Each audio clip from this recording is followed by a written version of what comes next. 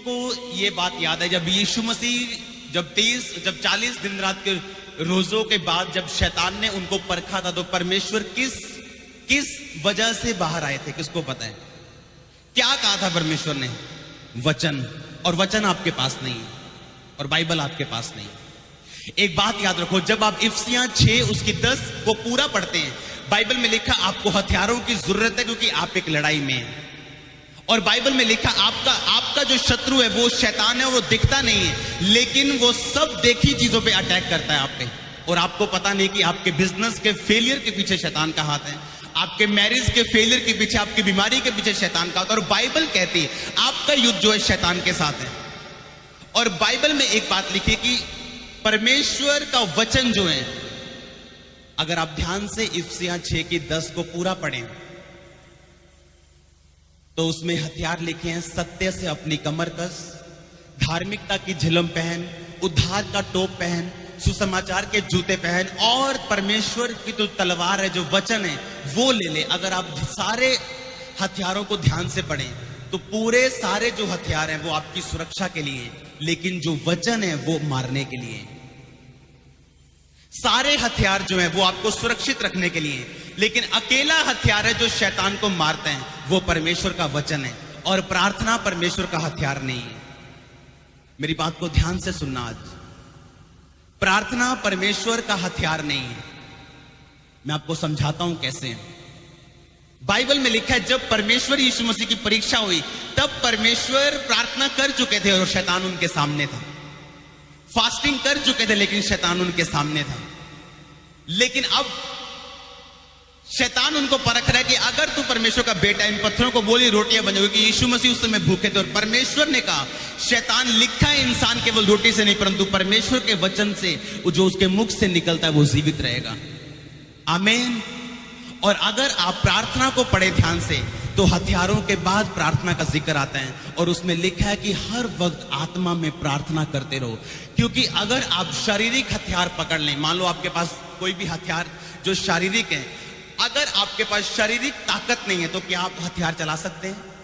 उसी तरह अगर आपके जीवन में प्रार्थना नहीं है तो आप परमेश्वर के वचन को भी हथियार की तरह इस्तेमाल नहीं कर पाएंगे। कितनों को समझ आ रही है?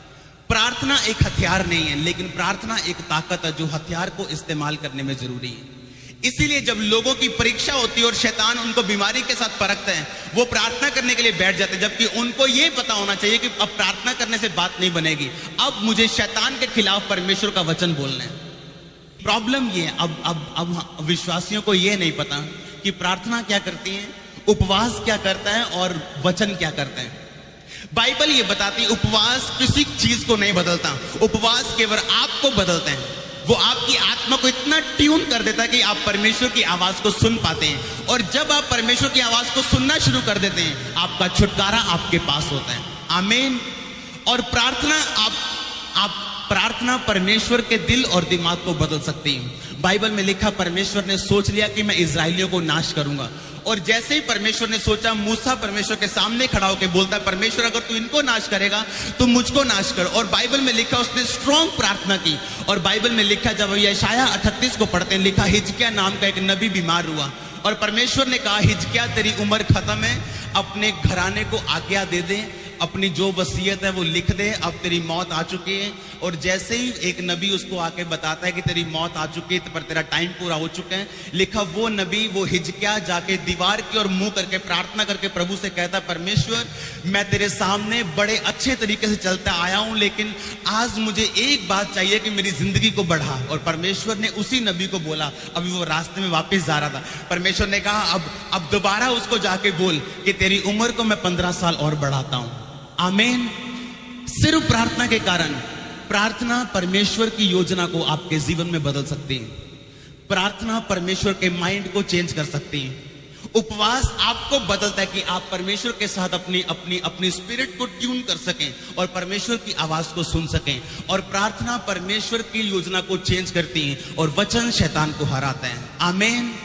अगर आप ध्यान से परमेश्वर के वचन को पढ़ें तो बाइबल में लिखा, जब आप इफिसियां 6 की 10 से पूरा पढ़ते हैं, लिखा हर वक्त आत्मा में प्रार्थना करते रहो और लोलीन रहो प्रार्थना में। अगर आप ध्यान से, कौन कौन इंग्लिश की बाइबल पढ़ते हैं? इंग्लिश की बाइबल पढ़ते हैं?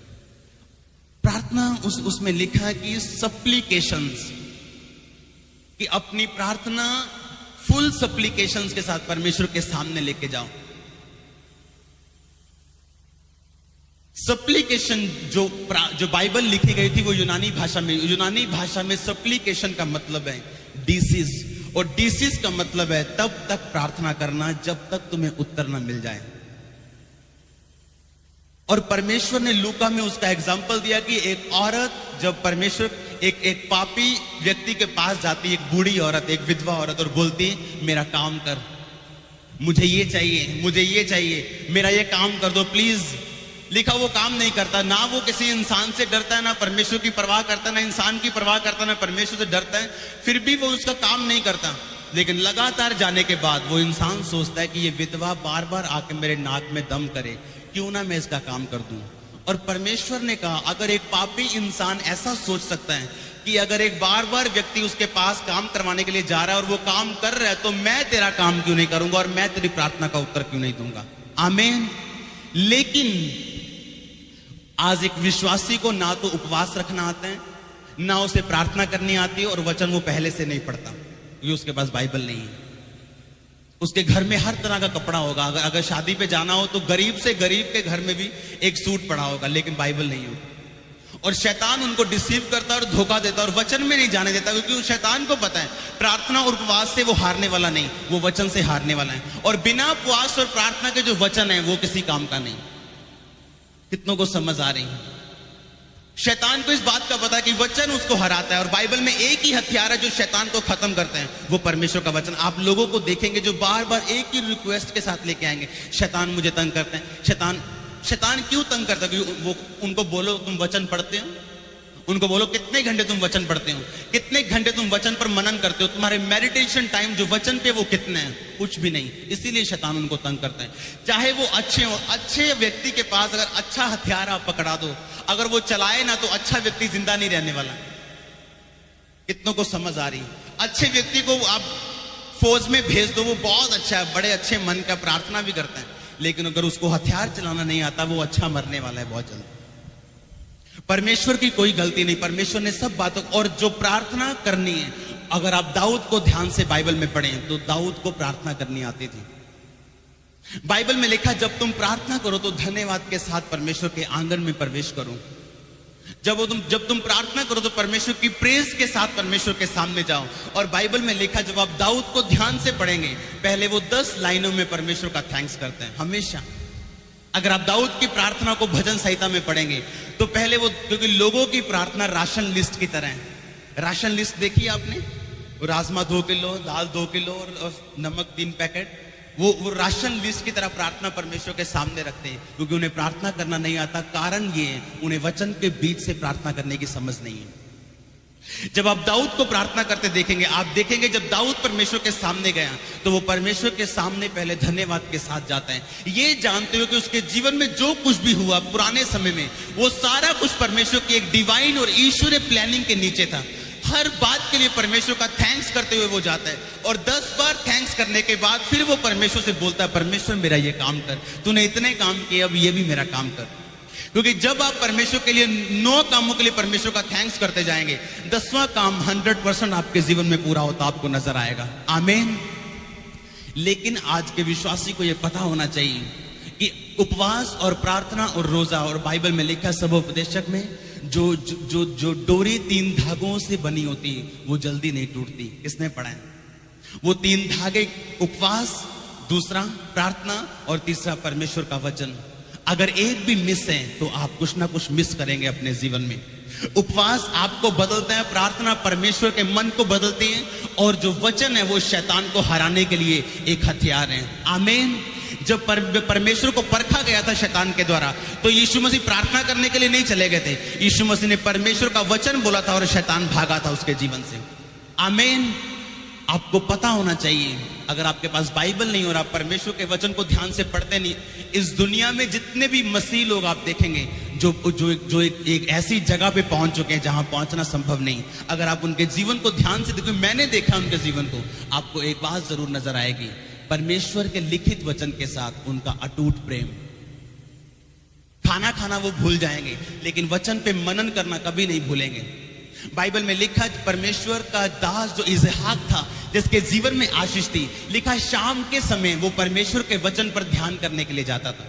वो ध्यान नहीं जो आज दूसरे लोग करते हैं, वो ध्यान कि जब परमेश्वर के कुछ वचनों को लेना और उस पर मनन करना, और उस समय आपके आसपास कोई ना हो और आप और केवल परमेश्वर, और जो कुछ परमेश्वर ने बोला है उस पर मनन करना, और जिन चीजों पे आप मनन करते जाएंगे वो चीजें आपके जीवन में रियलिटी में आती जाएंगी। आमीन। जब ये चर्च जो आप अपनी आंखों से देख रहे हैं, ये मेरे मनन में, ये मेरे मन में थी आज से 3 साल पहले, और जो चर्च आपने देखी भी नहीं आज मेरे मन में, और उसे आप देखेंगे यीशु मसीह के नाम में। आमीन। आपको पता नहीं कि परमेश्वर का वचन आपकी जिंदगी में क्या करते हैं। पहली बात,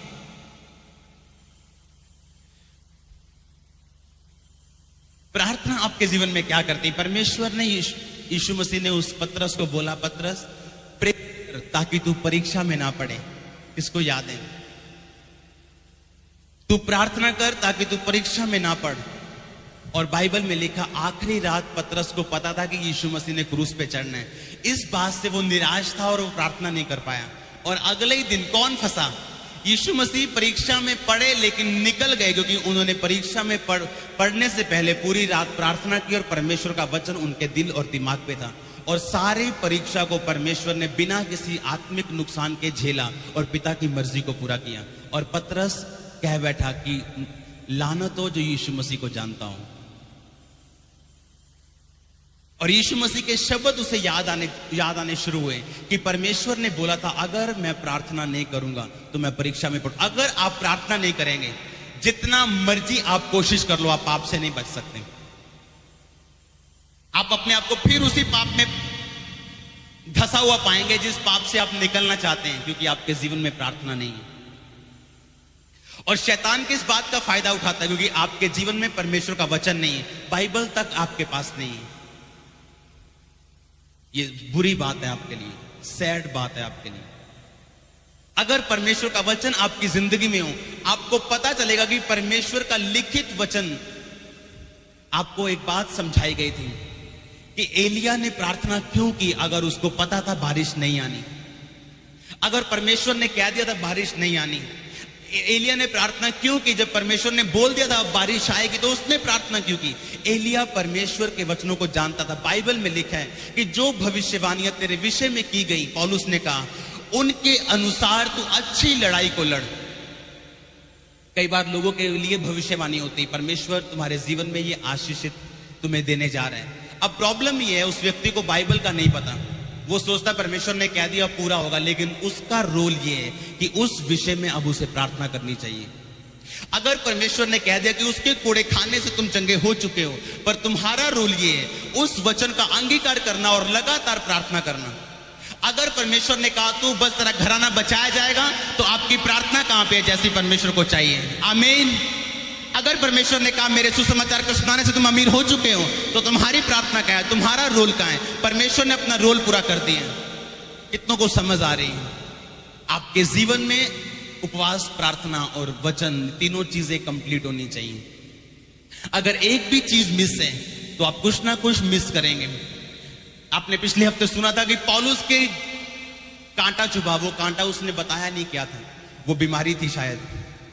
जब पौलुस को बीमारी हुई तो उसने परमेश्वर से बोला, परमेश्वर ये वचन, ये बीमारी, ये कांटा मुझसे दूर हो, ये कांटा मुझसे दूर हो, ये कांटा मुझसे। कितनी बार प्रार्थना की? लिखा उसने 3 बार परमेश्वर के सामने विनती की। और क्या उत्तर आया परमेश्वर का? पौलुस मेरा फजल तेरे लिए काफी है। अगर परमेश्वर की आत्मा की आवाज पौलुस ना सुन पाता तो शक में पड़ता कि शायद परमेश्वर मेरी प्रार्थना का उत्तर नहीं दे रहे। जब लोगों की प्रॉब्लम नहीं है, आपकी प्रॉब्लम नहीं है। आज से 7 साल पहले जब मेरे जीवन में चंगाई नहीं आ रही थी, प्रार्थना करने के बावजूद, रोजे रखने के बावजूद, बाइबल पढ़ने के बावजूद, आत्मा में परमेश्वर मुझे बता रहा था कि तू अड़ा रहे और खड़ा रहे, मेरी योजना तेरे लिए बड़ी है। अगर उस समय मैंने आत्मा की आवाज को ना सुना होता तो शायद आज मैं यहां और आप यहां ना होते। हालेलुया। परमेश्वर इंसान नहीं जो इंसानों के जैसा उत्तर दे। कई बार आप प्रार्थना करेंगे, परमेश्वर तेरी क्या मर्जी, तेरी क्या मर्जी, लेकिन परमेश्वर का कोई भी उत्तर आपको नहीं मिलेगा। और परमेश्वर धीरे धीरे धीरे फिर आपको उसी मर्जी में खुद लेके जाएंगे और आप हैरान होंगे कि आपकी प्रार्थना का उत्तर आपके सामने आ रहा है। आमीन। आपको तभी उत्तर नहीं मिलेगा, तब मैं प्रार्थना करता हूं, मेरे को कोई उत्तर नहीं मिलता, परमेश्वर तेरी क्या मर्जी है, कोई उत्तर नहीं। तो कब मुझे चंगा करेगा, कोई उत्तर नहीं। मेरा टाइम कब आएगा, कोई जवाब नहीं। सिर्फ प्रार्थना, सिर्फ उपवास और सिर्फ वचन, ये मेरे जीवन का काम था। और आत्मा एक ही बात मुझे कहता था कि तुझे मेरा फजल तेरे लिए काफी है, तुझे सिर्फ अड़े रहना है और खड़े रहना है और टाइम में परमेश्वर का काम देखना है। परमेश्वर का टाइम बेस्ट है। हालेलुया। और जब पौलुस ने बाइबल में लिखा, सुना कि परमेश्वर मुझसे कह रहे कि मेरा फजल तेरे लिए काफी है, उसकी प्रॉब्लम सॉल्व थी। अब उसे कांटे से कोई मतलब नहीं रह गया था, क्योंकि वो जानता था इस कांटे में मेरा परमेश्वर इन्वॉल्व है, इस दुख में मेरा परमेश्वर मेरे साथ है। और जिस दुख में मेरा परमेश्वर मेरे साथ है, वो दुख जल्दी बदलेगा मेरे जीवन के सबसे बड़े सुख में। आमीन। जिस गरीबी में परमेश्वर मेरे साथ है, वो गरीबी जल्द बदलेगी मेरे जीवन की अमीरी में। आमीन। जिस निराशा में परमेश्वर मेरे साथ है, वो निराशा जल्द बदलेगी मेरे जीवन की सबसे बड़ी खुशी में। जो मेरे साथ हुआ, आपके साथ हो यीशु मसीह के नाम में। आमीन। लेकिन आपका रोल है, आज एक विश्वासी अपने रोल को पूरा नहीं कर रहा, और ये बुरी बात है आपके लिए। बुरा लगता है जब आपके पास बाइबल तक नहीं है अभी तक, और आप चर्च में बिना तैयारी के साथ आते हैं।